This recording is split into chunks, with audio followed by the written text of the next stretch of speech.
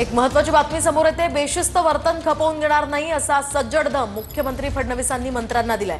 बेशिस्त वर्तन केल्यास खपवून घेतलं जाणार नाही, त्यांच्यावर कारवाई करू असाही इशारा त्यांनी दिलाय। कोकाटेंविरोधात रोष होता म्हणूनच त्यांचं खातं बदललं असंही यावेळी मुख्यमंत्री म्हणाले।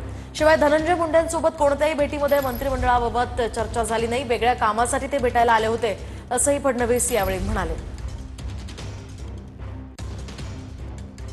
जी काही घटना घडली त्या घटनेनंतर एक मोठा रोष होता।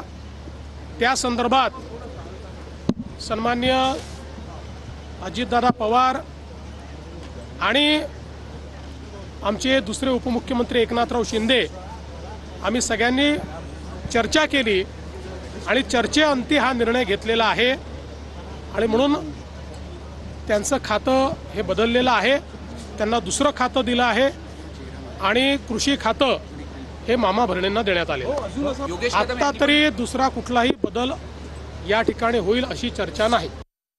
आता जर कोणी अशा प्रकारे बेशिस्त वर्तणूक करेल तर त्यांना सगळ्यांना आम्ही सांगितलेल्या तिघांनी की आम्ही हे खपवून घेणार नाही आणि याच्यावर कारवाई होईल।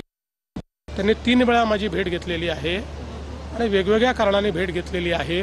कुठल्याही भेटीमध्ये मंत्रिमंडळाबद्दल चर्चा झालेली नाही। मंत्रिमंडळाची चर्चा ही धनंजय मुंडेंच्या स्तरावर होत नाही। मंत्रिमंडळाची चर्चा मी, अजितदादा आणि एकनाथराव शिंदे करतो।